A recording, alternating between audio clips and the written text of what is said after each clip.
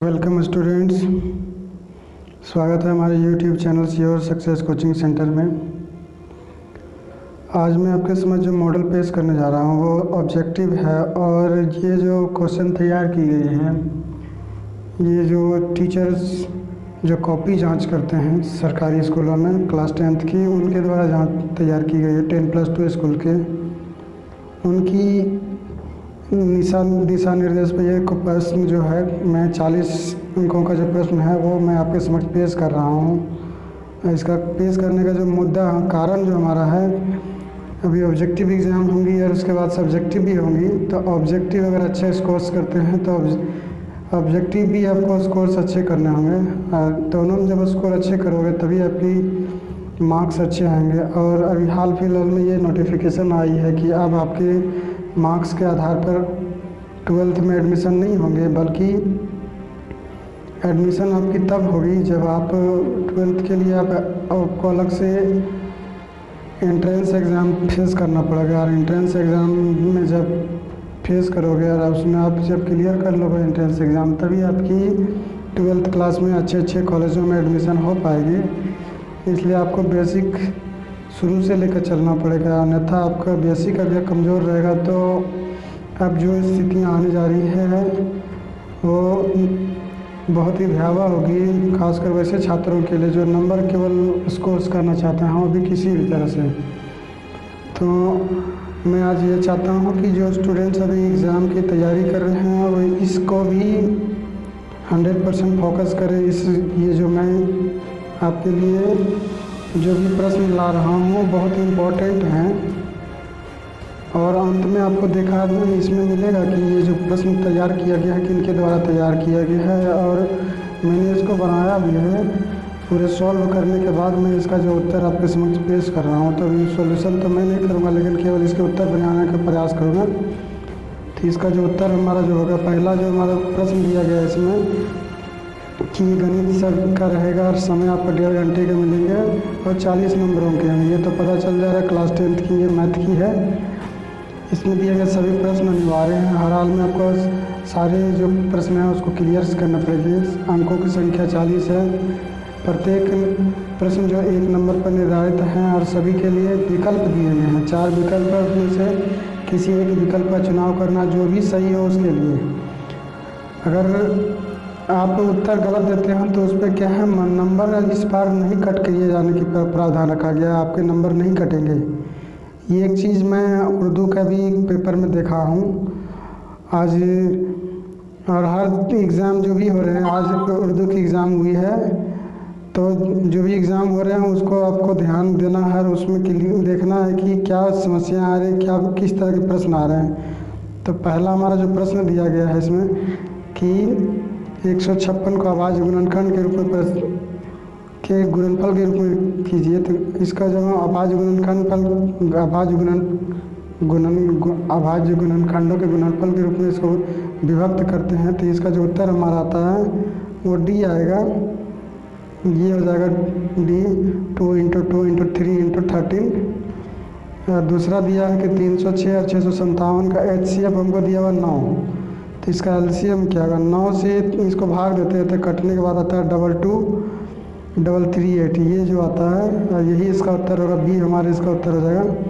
इसके अलावा तीसरा जो प्रश्न हमारा है 26 और 91 का HCF क्या होगा, 13 दूना 26, 13 7 91। तो इसका उत्तर जो है हमारा जो होगा सी, ये हो जाएगा।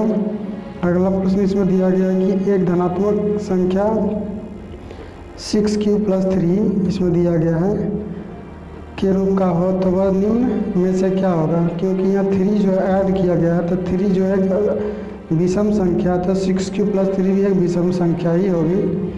इसके बाद अगला प्रश्न हमारा जो है 5वां नंबर जो दिया गया है कि बहुपद, यदि बहुपद x² - 9x + a के गुणनखंडों का के शून्य का गुणनफल 8 है, तो इसका शून्य क्या होंगे। तो इसमें ध्यान देना है कि ये जो हमको लाना है तो क्या हो जाएगा। तो यहाँ यह माइनस और माइनस प्लस होता है, इसको जब सॉल्व करते हैं और गुणनफल जो है C/A जो हमारा C/A गुणनफल क्या होता है C/A।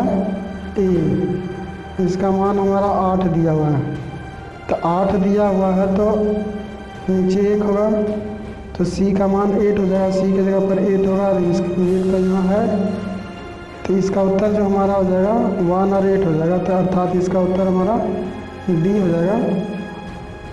अगला प्रश्न हमारा जो दिया गया है वो दिया गया है कि यदि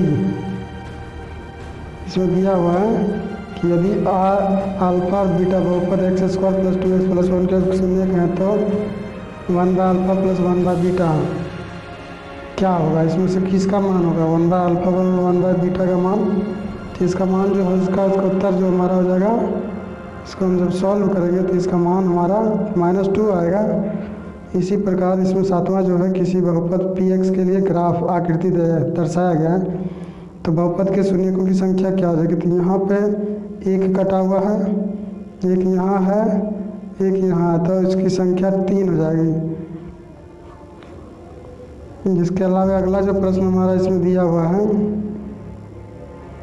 कि समीकरण युग्म ax + b1y + c1a2x + b2y + c2 यदि a1/a2 = b1/b2 not equal to c1/c2, इसका क्या हल होगा, ये दर्शाना है इसमें कि किसका हल होगा। तो इसका ये याद रखिए कि ये जो सूत्र दिया हुआ है a1/a2 = b1/b2 not equal to c1/c2, इसका कोई हल नहीं होगा, ये ध्यान देना हो आपको। इसके बाद जो अगला प्रश्न हमारा जो दिया गया है, तो इसमें अगला प्रश्न हमारा दिया समीकरण कि समीकरण 6x - 2y + 9 = 0 3x - y + 18 के द्वारा निरूपित रेखा है, संपाती है, समांतर है, प्रतिच्छेदी है कि क्या है, ये दर्शाना है। तो ये ध्यान देंगे a1/a2 b1/b2 c1/c2 देख लेंगे, जब देखते हैं ये करके तो हमको देखते हैं कि a1/a2 b1/b2 और a1/a2 b1/b2 बराबर होता है, लेकिन c1/c2 बराबर नहीं होता है, तो इसका उत्तर हमारा जो हो जाएगा कि समांतर हो जाएगी। इसका उत्तर हम क्या लिखेंगे, समांतर हैं। 10वां नंबर जो प्रश्न दिया के किस मान के लिए संख्या का मान इतना का मान असंगत है, असंगत कब होता है, a1/a2 = b1/b2 not equal to c1/c2। इसी पे हम जिसको सॉल्व करते हैं, तो सॉल्व करने के बाद हमारा जो मान आता है वो आता है 5, इसका मान जो हमारा है, तो मान जो हो जाएगा 10वां का ये इसका 16 मान हो जाएगा सॉल्व करने के बाद। अगला प्रश्न दिया है समीकरण जो x - y = 2, तो x में से y घटाते हैं 2 आता है, तो 5 में से अगर 3 घटाते हैं, x का मान 5 है, y का मान 3 रखते हैं, तो 5 में 3 जाएगा यहाँ पे, इसके आधार पे 5 में से 3 घटाते हैं तो 2 आता है, यहाँ दिया हुआ है, तो ये इस प्रकार b जो हमारा सही हो जाएगा। अगला प्रश्न हमारा जो दिया गया है कि यदि x = 3, क्या दिया हुआ, x = 3 और y = 4, तो समीकरण 2x - y बराबर k, तो 2 का 3 × 6 में से 4 जाएगा, तो 6 में से 4 जाएगा तो क्या बचता है 2, तो इसका मान जो हो जाएगा 2 हो जाएगा। 13वां नंबर जो प्रश्न हमारा दिया गया है x + 3y = 5 2x - y बराबर 3, ये दिया हुआ है, तो x का मान क्या होगा, इसमें बतला रहा है कि x का मान क्या होगा, तो x का मान इसमें भी जो हमारा हो जाएगा 2 ही होगा सॉल्व करने के बाद। द्विघात समीकरण की घात की संख्या कितनी होती है, याद रखना होगा कि द्विघात समीकरण जो भी होता है उसके पावर जो होती है, एक्सपोनेंट जिसको कहते हैं घात, वो हाईएस्ट 2 होना चाहिए, उससे ज़्यादा नहीं हो सकता है। यदि भी व्यक्ति का d = 0 तो मूल होंगे, d = 0 कब होता है, जब वास्तविक और समान मूल होते हैं, तो इसका उत्तर जो हमारा जगह वास्तविक और समान मूल। इसके बाद 16वां नंबर जो प्रश्न हमारा दिया गया है, इसको सॉल्व करना है, इसके मूलों की प्रकृति क्या है, तो इसको जब सॉल्व करते हैं d = b² - 4ac पे, तो इसका मान हमारा आता है वास्तविक एवं असमान, वास्तविक एवं असमान आएगा।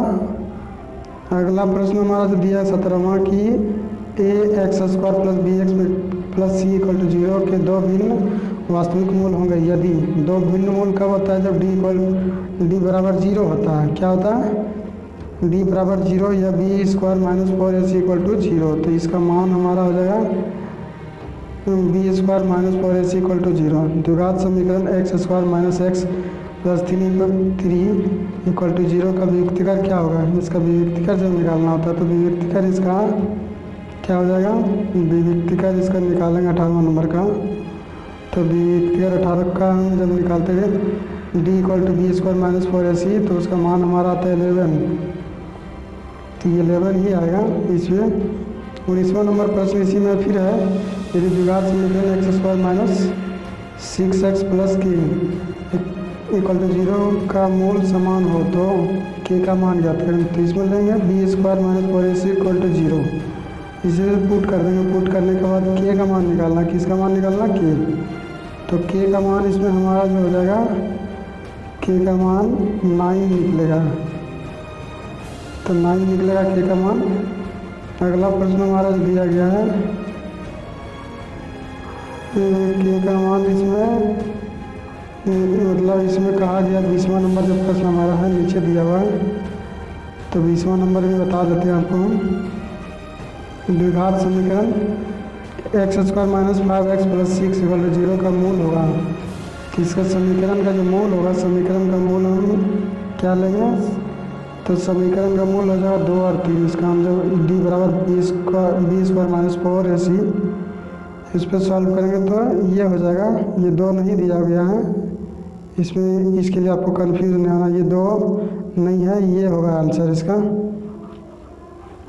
2 और 3 ही होगा। तो अगला प्रश्न हमारा जो दिया हुआ है कि जिसमें दिया हुआ है कि ए पी बराबर 3/2 1/2 माइनस 1/2 माइनस 3/2 के लिए क्रमशः प्रथम पद ए और सार्वंतर डी होगा।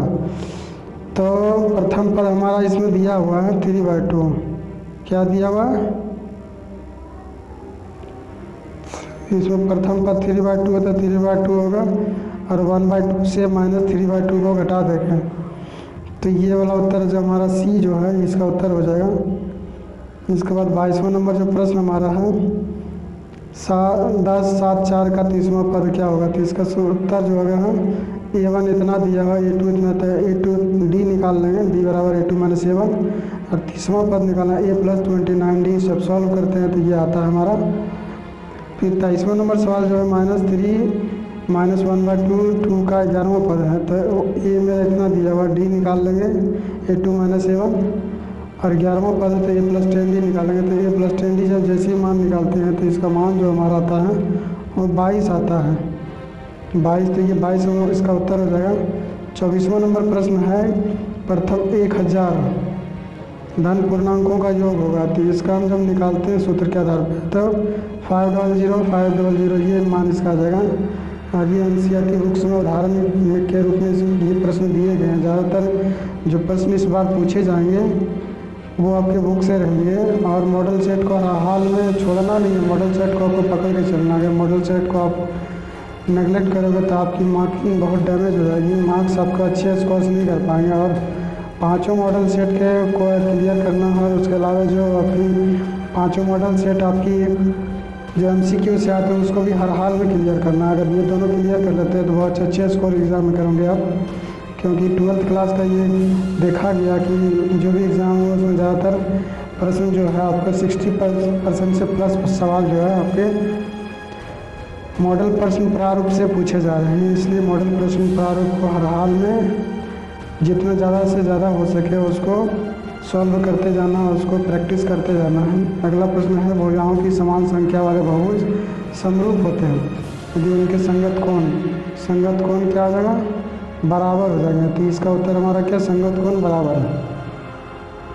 इसमें दिया हुआ यदि आकृति AD बराबर इतना, BD बराबर इतना, AE बराबर इतना, C बराबर इतना, तो EC का मान कौन सा कथन सत्य होगा। तो कौन सा कथन सत्य हो जाएगा, EC बराबर 1 दिया हुआ। तो यहाँ देखिए EC का मान यहाँ 4 दिया हुआ, यहाँ EC का मान 4 दिया हुआ। तो यही इसका उत्तर हो जाएगा। इसके बाद अगला जो प्रश्न हमारा है, समरूप त्रिभुजों की संगत भुजा, समरूप त्रिभुजों की संगत भुजा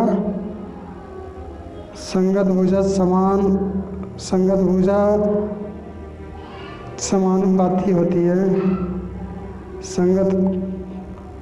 समानुपाती होती है और उसकी जो कोण होते हैं वो बराबर होते हैं। निम्न में से कौन समरूपता कसौटी नहीं है? तो एंगल साइड एंगल, ये समरूपता की कसौटी नहीं है।